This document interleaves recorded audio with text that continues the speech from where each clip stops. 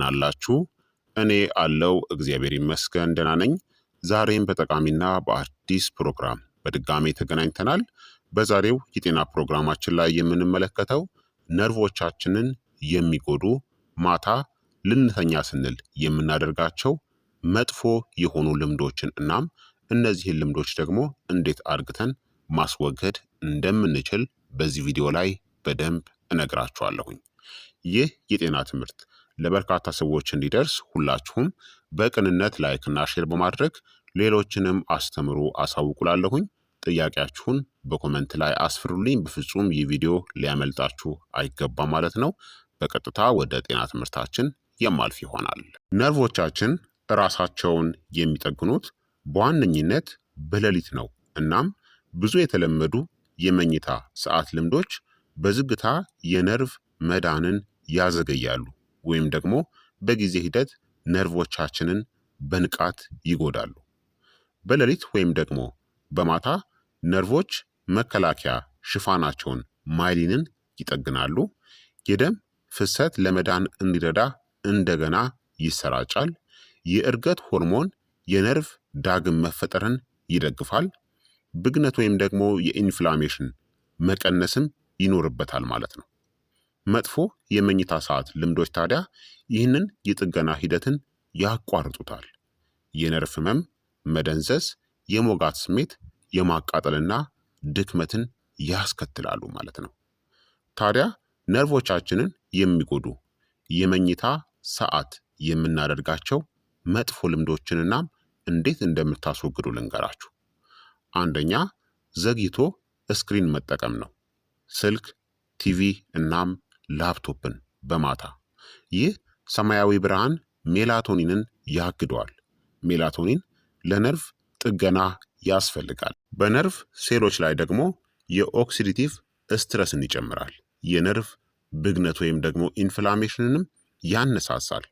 ተጽዕኖዎቹም የእጅ ወይም ደግሞ የእግር መውጋት፣ በሌሊት የማቃጠል ስሜቶች፣ ደካማ የሆነ እንቅልፍ እናም ዘገምተኛ የነርቭ መዳን ይኖራል። እንዴት ማስወገድ ይቻላል? ከመተኛታችሁ ከ60 ደቂቃ በፊት ስክሪኖችን አቁሙ። መጽሐፍ አንብቡ ወይም ደግሞ ረጋ ያለ ኦዲዮን አዳምጡ። ሁለተኛ በጣም ዘግይታችሁ መተኛት ነው። የሰርከዲያን መዛባት የነርቭ ዳግም መፈጠር ከምሽቱ 4 ሰዓት እስከ ሌሊቱ 8 እና 9 ሰዓት ድረስ ከፍተኛ ደረጃ ላይ ይደርሳል። ከሌሊቱ 6 ሰዓት በኋላ መተኛት የጥገና ጊዜውን ይቀንሰዋል። ኮርቲሶልን ወይም ደግሞ የውጥረት ሆርሞንን ይጨምረዋል።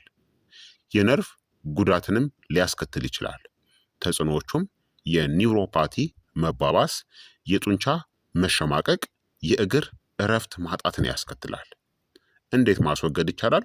ከምሽቱ ከ4 ሰዓት እስከ 5 ሰዓት መካከል ከቻላችሁ መተኛት፣ ካልቻላችሁ እናም የሌሊት ስራ ካለባችሁ ደግሞ ምንጊዜም ቢሆን ጠዋት ጠዋት የመኝታ ጊዜያችሁ እንደሆነ ሰውነታችሁን ማላመድ እናም በቂ እንቅልፍን ማግኘት። ቋሚ የመኝታ ሰዓት ይኑራችሁ፣ ቅዳሜና እሁድም ቢሆን ማለት ነው። ለአንጎል ምልክት ለመስጠት ደግሞ መብራቶችን አደብዝዙ ወይም አጥፉ።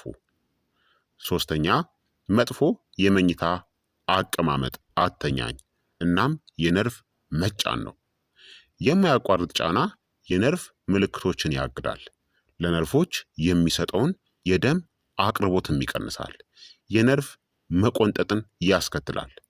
የነርቭ መቆንጠጥ የሚከሰተው በአንድ ሰውነታችን ክፍል ላይ ያለ ነርቭ በዙሪያው ባሉ እንደ ጡንቻ፣ አጥንት ወይም ደግሞ ደም መላሾች ባሉ ነገሮች ሲጫን ወይም ደግሞ ሲጨመቅ ነው። ይህ ሲሆን ነርቩ መደበኛ ስራውን መስራት ስለሚሳነው የመደንዘዝ፣ የማቃጠል ወይም የህመም ስሜትን ይፈጥራል። ከፍተኛ አደጋ ያላቸው አቀማመጦች ወይም ደግሞ አተኛኝ በታጠፈ ክንድ ላይ መተኛት፣ የእጅ አንጓ በራስ ስር ተጠቅልሎ መተኛት፣ አንዱ ጉልበት ሌላውን ሲጫን እንዲሁም አንገትን አዙሮ በሆድ መተኛት ጉዳት አለው። እንዴት ማስወገድ ይቻላል? የእጅ አንጓዎችን ቀጥ አድርጋችሁ ያዙ። በጉልበቶች መካከል ትራስን ተጠቀሙ። አንገት ቀጥ ያለ መሆን አለበት፣ ያልተጠመዘዘ። በእጅ ወይም ደግሞ በክንድ ላይ መተኛትን አስወግዱ። አራተኛ ከመተኛታችሁ በፊት የሰውነት ፈሳሽ ማነስ ነው። ነርቮች ለመልእክት ልውውጥ በኤሌክትሮላይቶች ላይ ይደገፋሉ። ፈሳሽ ማነስ የነርቭ የተሳሳተ ስራን ያስከትላል። ቁርጥማትን፣ መደንዘዝንና የሞጋት ስሜትን ይጨምራል። ተጽዕኖም የሌሊት የእግር ቁርጥማት መኖር፣ የእግር ማቃጠል፣ የመርፌ የሞጋት ስሜት ይሰማችኋል ማለት ነው። እንዴት ማስወገድ ይቻላል? ከመተኛታችሁ ከ60 እስከ 90 ደቂቃ በፊት ከ1 እስከ 2 ብርጭቆ ውሃ መጠጣት። ጥቂት የማዕድን ጨው ወይም ደግሞ ሎሚ ጨምሩበት። በሌሊት ደግሞ አልኮልና ከመጠን በላይ ካፌንን አስወግዱ። አምስተኛ ከፍተኛ ስኳር ወይም ደግሞ የተቀነባበሩ የሌሊት ወይም የማታ ምግቦች ናቸው። እነዚህ ምግቦች የደም ስኳርን ከፍ ያደርጋሉ። ስኳር የነርቭ ጫፎችን ይጎዳል፣ በተለይ በስኳር ህመምተኞች ላይ። ኢንፍላሜሽንን እናም የኦክሲዲቲቭ ስትረስንም ይጨምራል። መጥፎ የሌሊት መክሰስ ወይም ምግቦች የምንላቸው ጣፋጭ ምግቦች፣ ነጭ ዳቦ፣ ስኳር የበዛበት ሻይ ወይም ደግሞ መጠጦች እናም ብስኩትና ኬኮችን አስወግዱ። እንዴት ማስወገድ ትችላላችሁ? ከመተኛታችሁ ከ2 እስከ 3 ሰዓታት በፊት በፍጹም መብላትን አቁሙ። ካስፈለገ ለውዝ፣ እርጎ፣ የተቀቀለ እንቁላል እናም የእጽዋት ሻይን መጠጣት ትችላላችሁ። ስድስተኛ ከመተኛታችሁ በፊት አልኮልን መጠጣት ነው። አልኮል ለነርቭ ሴሎች በቀጥታ መርዛማ ነው። የቢ ቫይታሚን መምጠጥንም ያስወግዳል፣ በተለይም ቫይታሚን ቢ1፣ ቢ6 እና ቫይታሚን ቢ12ን። የሌሊት የነርቭ ብግነት ወይም ደግሞ ኢንፍላሜሽንንም ያስከትላል። ተጽዕኖዎቹም የእግር ማቃጠል፣ የጣት መደንዘዝ፣ የኒውሮፓቲ መባባስን ያስከትላል። እንዴት ማስወገድ ይቻላል? ከመተኛት ቢያንስ ከ4 ሰዓት በፊት አልኮልን አስወግዱ። ለብ ባለ ውሃ ዝንጅብል ወይም ደግሞ የካሞሜል ሻይን ተኩት። ሰባተኛ በሌሊት ማጨስ ወይም ደግሞ ኒኮቲንን መጠቀም ነው። ይህ ለነርቭ የሚሰጡ የደም ስሮችን ያጠበዋል። ለነርቭ ቲሹ የሚሰጠውን ኦክስጅንንም ይቀንሳል። የነርቭ መበስበስንም ይጨምራል። ለምን የሌሊት ማጨስ የከፋ ይሆናል መሰላችሁ? በእንቅልፍ ወቅት የደም ፍሰት ቀድሞውኑ ስለሚቀንስ፣ የጥገና ዘዴዎችም ስለሚታገዱ ነው። እንዴት ማስወገድ ትችላላችሁ? ፀሐይ ከጠለቀች በኋላ በፍጹም እንዳታጨሱ። ከቻላችሁ ቀኑን ሙሉ ማጨስን ገድቡ። ፍላጎትን ለመቆጣጠር የአተነፋፈስ ልምዶችን ተጠቀሙ። የሌሊት ኒኮቲን አጠቃቀምን ቀስ በቀስ ቀንሱ።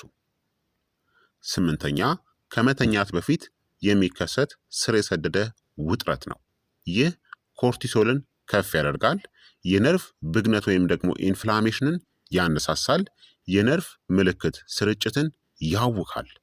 ምልክቶቹም መሸማቀቅ፣ የማቃጠል ስሜቶች፣ የእግር እረፍት ማጣትና የሌሊት የነርቭ ህመምን ያስከትላል። እንዴት ማስወገድ ይቻላል? 5 ደቂቃ የረጋ አተነፋፈስ መኖር፣ ቀለል ያለ የመለጠጥ ልምምድን ማድረግ፣ ረጋ ያለ ሙዚቃ ወይም ደግሞ ጸሎት ማድረግ፣ ከመተኛት በፊት የሚያሳስባችሁን ነገሮችን ጽፋችሁ አስቀምጡ። ይህ ውጥረትን ይቀንሳል። 9ኛ በሌሊት ደካማ የሆነ የደም ዝውውር ካላችሁ ወይም ከገጠማችሁ ነው። ነርቮች ኦክስጅንን እናም አልሚ ምግቦች ያስፈልጋቸዋል። ደካማ የደም ዝውውር ካለ የነርቭ መራብን ያስከትላል፣ ወደ መደንዘዝናም ህመም ያመራል። ምክንያቶቹም ምሽቱን ሙሉ መቀመጥ፣ ከመተኛት በፊት እንቅስቃሴ የማታደርጉ ከሆነ እናም ጥብቅ ልብሶችን የምትለብሱ ከሆነ። እንዴት ማስወገድ ትችላላችሁ? ከእራት በኋላ ከ5 እስከ 10 ደቂቃ የእግር ጉዞ አድርጉ ወይም ተንቀሳቀሱ። በአልጋ ላይ የቁርጭምጭሚትናም የእግር ማሽከርከርን አድርጉ፣ ተንቀሳቀሱ። ሰፋ ያሉ የመኝታ ልብሶችን ደግሞ መልበስ ያስፈልጋል። 10ኛ አልሚ ምግብ የሌለው የማታ ልምድ ወይም ደግሞ አመጋገብ ነው። ነርቮቻችን ማግኒዥየም፣ ቢ ቫይታሚኖችንና ኦሜጋ 3 ያስፈልጋቸዋል። ደካማ የሆነ የማታ አመጋገብ ጥገናውን ያዘገየዋል። እንዴት ማስወገድ ትችላላችሁ? የተመጣጠነ እራትን ከአትክልቶች ከፕሮቲንና ከጤናማ ቅባቶች ጋር አመጣጥናችሁ መመገብ። ጉድለት ካለ ደግሞ በሐኪም የተፈቀዱ ወይም የታዘዙ ተጨማሪ ምግቦችን ወይም ደግሞ ሰፕልመንቶችን በአግባቡ መውሰድ ያስፈልጋል። ስለዚህ እነዚህን ነርቮቻችንን በማታ የሚጎዱ ልምዶችን ማስወገድ ያስፈልጋል ማለት ነው። ታዲያ ለጤናማ ነርቮች ምርጥ የመኝታ ሰዓት ልምድ ከፈለጋችሁ ደግሞ ከመተኛታችሁ ከ90 ደቂቃ በፊት ቀለል ያለ እራትን መብላት ያስፈልጋል። እንዲሁም ደግሞ ስኳር ነገሮችን ማቆም። ከመተኛታችሁ 60 ደቂቃ በፊት ደግሞ ስክሪን ማየትን ማቆም፣ ቀለል ያለ የመለጠጥ ልምምድን ማድረግ፣ ስትሬች ማድረግ። ከመተኛታችሁ ከ30 ደቂቃ በፊት ደግሞ ለብ ያለ የእጽዋት ሻይ እናም የረጋ አተነፋፈስን መተንፈስ። የመተኛት አቀማመጥ ወይም ደግሞ አተኛኝ ደግሞ ትራስን በጉልበቶቻችሁ መካከል ማድረግ፣ አንገትናም የእጅ አንጓዎች ደግሞ ቀጥ ያሉ እንዲሆኑ ማድረግ ያስፈልጋል። ታዲያ የነርቭ ጉዳት ማስጠንቀቂያ ምልክቶች አሉ፣ ችላ የማይባሉ ማለት ነው። የማያቋርጥ መደንዘዝ ከገጠማችሁ፣ የማቃጠል ወይም ደግሞ የኤሌክትሪክ አይነት ህመም ከገጠማችሁ፣ የጡንቻ ድክመት፣ ሚዛንን ማጣትናም የማይሻሻል የሌሊት ቁርጥማት ከገጠማችሁ እናም ምልክቶቹ ከቀጠሉ ህክምና ማድረግ ያስፈልጋል ማለት ነው። ስለዚህ ክቡራትና ክቡራን ተመልካቾቼ የዛሬው የጤና ትምህርት እንግዲህ ይህንን ይመስል ነበር። ነርቮቻችንን የሚጎዱ ማታ የምናደርጋቸው ስህተቶችን ነግሬያችኋለሁኝ። በነገርኳችሁ መልካም መንገድ መቀየር ያስፈልጋል። ይህ የጤና ትምህርት ለበርካታ ሰዎችም እንዲደርስ ሁላችሁም ሼር ማድረጋችሁን አትዘንጉ። ጥያቄ ካላችሁ ደግሞ ጥያቄያችሁን በኮመንት ላይ አስፍሩልኝ። በቀጣይ የጤና ትምህርት እስከምንገናኝ እኔንም እናንተንም ቸር ያቆየን። መልካም ጊዜ፣ መልካም ቆይታ። ቻው ቻው።